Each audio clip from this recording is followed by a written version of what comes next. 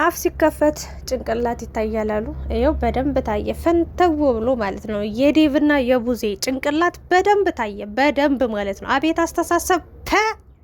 እናት ነኝ ብላ ታወራለች። አንቺ በኢየሱስ ስም በየትኛው ምንም ለመውለድማ እኮ በትም ትል ይወልዳል። በነገራችን ላይ ግን አስተዳደግ የሚል ነገር አለ፣ ወይም ደግሞ የእናትነት ባህሪ ጭራሽ አሁን የእውነት ከሩታ ተለይቶ ይሄ ልጅ ከአብረሽ ጋር እንደ አባቱ ሆኖ በቃ ብልግናን ለምዶ እዛም ያችን የሚችልም ማስለቀስን መማር አለበት ወይንስ ደግሞ እንዴ? ተው እንጂ ሩታ እኮ የፈለገ ነገር ክፉ እንደው ብዙ ነገር እኮ አይተናል ሰምተ የፈለገ ታሪክ ቢፈጠር እኮ ለልጇ አንሳት ታውቅ።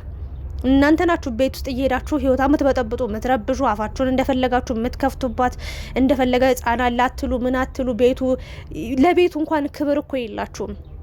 ቡዜም ዴቭም እኔ ነግሬያችኋለሁ። ቡዜን አንድም ቀን ደግፊያት አላቅም። የደገፍኳትን ቀን ልንገራችሁ። የሆነ ጊዜ ላይ ሩታና አብርሽ በጣም በከባዱ ተጣልተው በጣም እስከ መለየት ደርሰው ነበረ። ያኔ ሩታ መሄጃ አጣ። የምሬ ነው ምላችሁ። ኢቭን ከቤተሰቦቿ ጋር መሄድም ማውራትም የማትችልበት ሁኔታ ላይ ስለነበረ የት ሄደች? የአብርሽ እህቶች ቤት ሄዳ አብርሽ ጠፍታለች፣ በቃ ትታኝ ሄዳለች። የሆነ ወረቀት ብጣሽ ወረቀት ጽፋለት ነበር ሄደችው። በደንብ አስታውሳለሁ፣ እንደ ዛሬ ማለት ነው። ከዛ ጊዜ በኋላ በጣም ደስ ይላል። አንዳንዴ እንደዚህ የምትደበቁበት የምትሸሸጉበት ሰው ማግኘት በራሱ ትልቅ ነገር ነው ብዬ መክረዋት ያለውን ነገር ችግሯን እንድትፈታ ድጋሚ ወደ አብርሽ መልሰው ይዟት መጡ። ያኔ አከበርኳቸው፣ ወደድኳቸው በጣም የምሬን ነው። ሀሳብ አስተያየት ሰጠው፣ በጣም አከበርኳቸው። አሁን ላይ ግን ቡዜ ነገረ ስራዋ በሙሉ ማለት ነው የወረደ በቃ የዘቀጠ ታውቃላችሁ። ዝም ብላ በቂጧ ነው የምታስበው፣ በቦርጯ።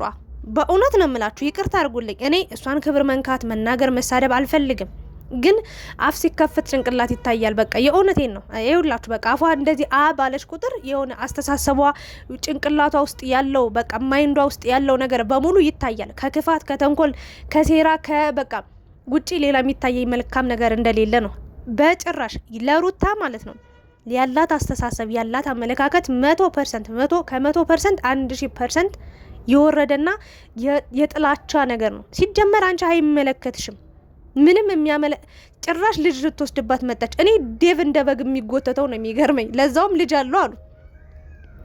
ፈጣሪ ወይ እኔ ብዙ ነገር መናገር ፈልጌ ነበር፣ ብዙ ነገር ግን ፈጣሪ ወይ አንደበቴን ያዘው። በቃ እኔ መናገር መሳደብ የሆነ ክፉ ነገር መናገር አልፈልግም፣ ይቅርታ አድርጉልኝና ማለት ነው። ግን ዴቭና ቡዜ ያረጋችሁት ነገር የወረደ በህግ ራሱ ሊያስጠይቃችሁ ይገባል። አንቺ አላስወለድሻት አይደል? የራስሽን ልጅ እንኳን በስርዓቱ ሰብስበሽ የማትይዥ ሴት አይደለሽ እንዴ? በቦርጭሽ የምታስቢ ሴት እኮ ነሽ። ጭንቅላት የለሽም፣ በቂጥሽ ነው የምታስቢው። በነገራችን ላይ በጭንቅላትሽ በአእምሮሽ ብታስቢ ኑሮ ከቻልሽ ማለት ነው መድኃኒዓለምን የእውነት ትክክለኛ ሰው ብትሆኚ ሩታን አብርሽን አሳጣሻት። አብርሽ አሁን ለምሳሌ ምን መሰለሽ የምትፈልገው ምን መሰላችሁ?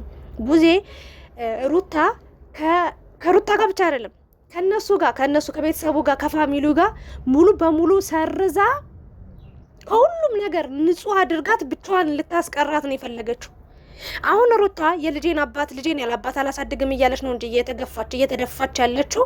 አብርሽ መልካም ሰው ሆኖ አይደለም። አብርሽ መልካም አስተሳሰብ ኖሮት አይደለም። አብርሽ ከሴት ሲዘል የሚኖር ሰው ነው አይደል እንዴ?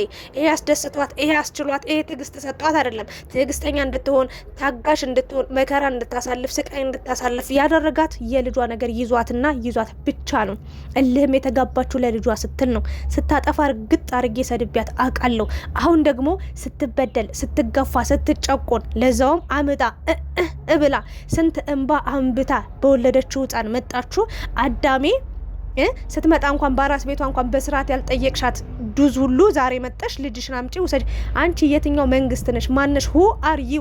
አንተም አንቺም በጎች የምሬን ነው። ከብት ናችሁ፣ በጣም ከብት ማለት።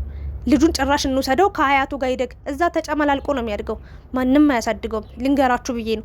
ሩታ ለማን እየኖረች ያለች ይመስላችኋል? ለማን መከሯን እያየች ይመስላችኋል? ለማን ዋጋ እየከፈለች ያለች ይመስላችኋል? በጣም አበዛችሁት፣ ወጥ ረገጣችሁ። በጣም ብቸኛ ሰውና አንድ ጓ የሚልባት ወንድም ወይ እህት ቢኖራት ኑሮ በዚህ ልክ ቡዜ አፍሽን አትከፍችም ነበር። አንቺ ለወንድምሽ ተደርበሽ ነው በዚህ ልክ ገና ለገና ሄርሜላን ይቅርታ እየጠየቃት ነው። ሄርሜላ ይቅርታውን ተቀብላ አብራው እንድትኖር ተብሎ ለምን ሄርሜላስ ገደል አትገባም? ምን አገባንኛ? አይመለከተኝም። ከዚህ በኋላ ማለት ነው የፈለኩትን የመናገር መብት አለኝ። ገደል ግቡ ሁላችሁም ተጠራርጋችሁ፣ ወላ አብርሽ ወላ ሄርሜላ ወላ በቃ ሁላችሁም ገደል ግቡ። ቡዜን ጨምሮ ዴቭን ጨምሮ ሁላችሁም ጥርግርግ ብላችሁ ወንዝ ግቡ። አይመለከተኝም። እኔ አሁን ላይ ስለ ልጁ ስለ ሩታ ያሳስበኛል። ገባሽ? እዛ ስንት ዋጋ ከፍላ አብርሽ እኮ አራሱና አራስ ቤት ተኝታ እንኳን ነፍሰ ጡር ሴቱና እንኳን ከሄርሜላ ጋር እንዲ እጅ ለእጅ ተይዞ አደባባይ ላይ አሸሸ ገዳሜ ሲል የከረመ ሰው እኮ ነው። እንኳን አንቺ ማለት ነው አብርሽ አባትየው ራሱ ስለ ልጁ መብት የለውም። ገባሽ? ለማስወለድ አንድ ቀን ሸንቶ ለሚሄደው ማስወለድ ይቻላል። ገባሽ? ማንም መንገደኛ ተራ ሰውም ያስወልዳል። ገባሽ? ስላስወለደ አንዴ የሆነ ነገር ስላረገ ብለሽ እንዲ ልታደዳንቂው ዋናው አባትነት ለሚስቱ ፍቅር የሚሰጥ ለልጁ ክብር የሚሰጥ የልጁ ትርጉም የገባው ፈጣሪውን የሚያመሰግን እንጂ ገና ለገና ልጅ አስወለድኩ ብሎ ገና ለገና አንድ ቀለሸን ነው። ተው፣ ይሄ ነገር እኔ ክፉ ነገር እንድናገር አታድርጉ። በጣም ተጨማለቃችሁ፣ ወጥ ረገጣችሁ። የምር ቡዜ ውስጧ ላስተሳሰቡ አመለካከቷ ጭንቅላቷ ማይንዷ ውስጥ ማለት ነው እንደ ሰው ተውት፣ ለሩታ ምናምን ሳይሆን እንደ ሰው የእውነት መልካም አስተሳሰብ ቢኖራት ኑሮ ልንገራችሁ መጣ ይሄ ልጅ እየተጎዳ ነው። አልተጎዳም ሲጀመር። በነገራችን ላይ ሊጎዳ የሚችለው አባትና እናት ተለያይተው ሲኖሩ እናት ለብቻ ስታሳድግ የአባት ፍቅር ይጎድለዋል፣ የአባት ፍቅር ያጣል፣ ከባድ ይሆናል። ያኔ ነው። አሁን አይጎዳም። ያኔ የሚጎዳውም ሲያድግ ትምህርት ቤት ሲገባ የአባትነት የእናትነት ፍቅር ሲያይ የሌሎችን ሲያይ ይቀናል። በዛ ሰዓት ሊጎዳ ይችላል። አእምሮም ትንሽ የሚያስበው ነገር ይኖራል። አሁን ላይ ተጎድቷል ብዬ አላምንም። እኔ ግን ቡዜ እንደዚህ አይነት አስተሳሰብ ካለሽ ይሄ ልጅ ሁለታቸውም ክፉ ናቸው ያውቃሉ። አብርሽም ለሩታ እልህ አለበት፣ ሩታም ለአብርሽ እልህ አለባቸው። በቃ ሁለቱ ሲገናኙ ዶሮና ጥሬ ናቸው። በቃ አይጥና ድመት ናቸው። የሚያወሩትም የሚያስተላልፉትም ለትውልድ እንኳን አይደለም ለራሳቸው ለልጃቸው ላቀፉት ለወለዱት ለሳሙት አብሯቸው ላለ ልጅ ይቅርና ለሌላም ትውልድ የሚያበላሽ ተግባር ነው የሚሰራው። ግን ልንገርሽ በዋነኝነት ይሄንን የቆሸሸ ስራ የሚሰራው የራስሽ ወንድምና ወንድም ነው። ሴትን ያማግጣል፣ አንዱ ያዛች ይላል፣ አንዴ ይዛ። የምሬን ነው የምልሽ፣ ያረጋለው እንደዛ ነው። ገባሽ? ሩታ በእልህ ሲመጣባት ነው እልህኛ የምትሆነው። ስለዚህ አንቺ መልካም አስተሳሰብ እንደው አንድ ነጥብ ለሩታ ሩታን ከቤተሰብም ከሀገርሽም ከአእምሮሽም ከፊትሽም እንደው ብታጠፊያት ብትሰርዣት ብትደልቻት እዚህ ምድር ላይ ብታጠፊያት ደስታሽ ነው በዚህ ሰዓት።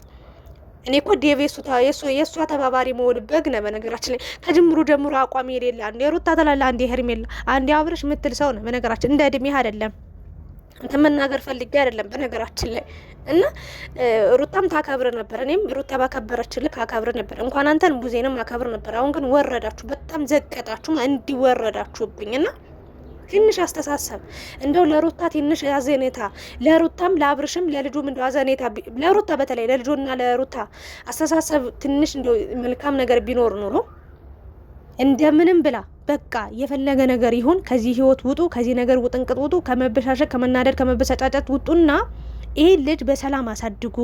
ሩታም ከባልሽ ጋር አብርሽም ከሚስት ጋር ከሩታ ጋር ሆናችሁ ልጃችሁን አንድ ላይ ያሳድጉ። ይሄ ልጅ አንደኛ በእናንተ ጭቅጭቅ የሚሰማው እየሰማው እያየው የሚያድገው ነገር አለ። ይሄ ጥሩ አይደለም። ሁለተኛ ነገር ደግሞ የአባትንም የእናትንም ፍቅር አግኝቶ ማደግ ስላለበት በሌላ ሴት ገና ሄርሜላ ትጎዳለች፣ ዋቴቨር ይጎዳል ተብሎ ይሄ ልጅ ያላባት ማደግ የለበትም። አብርሽ በቃ ሰብሰብ ብለህ ኑር፣ ትዳርን ያዝ።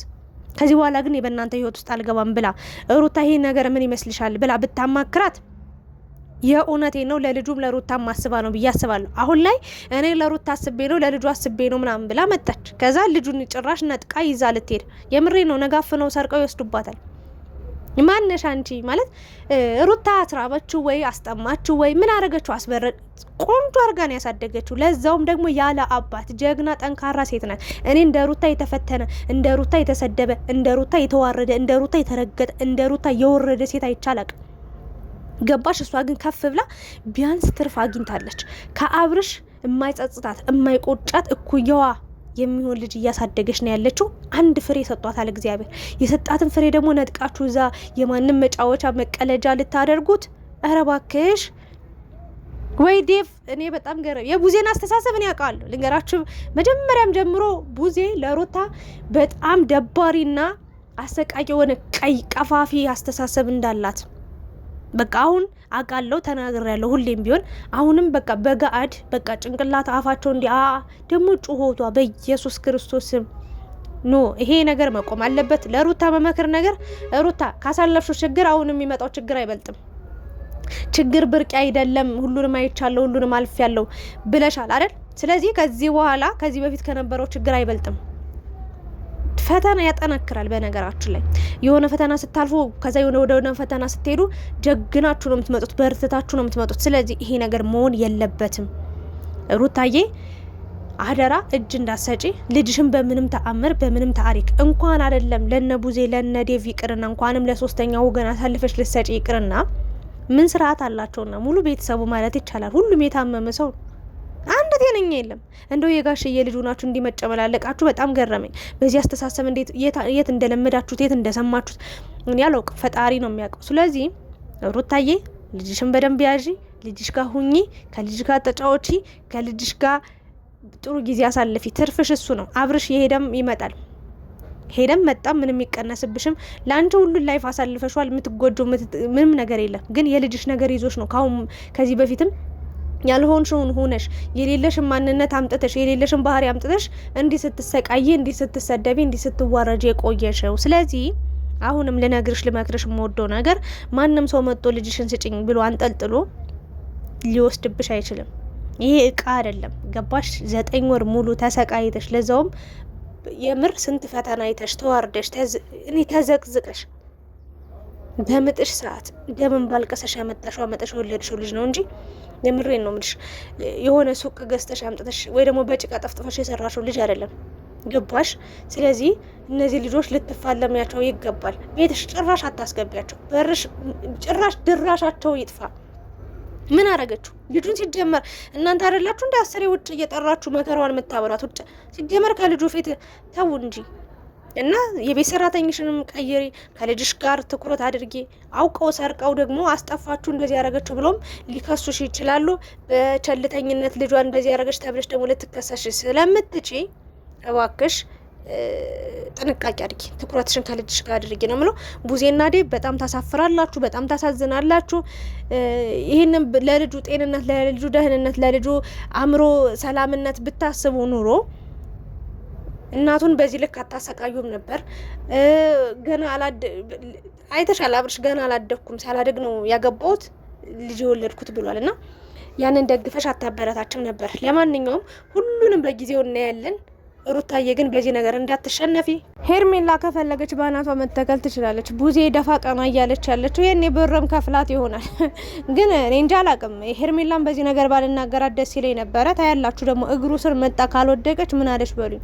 አብራ እየተጎተተች ድጋሚ ሩታን ካላቃጠሏት ምን አለች በሉኝ። ግን ከፈለገ ይሂድ፣ የምሬ ነው ምላችሁ። ግን ሄርሜላ መጣችም ሄደችም ቀረችም አይ ዶንት ኬር።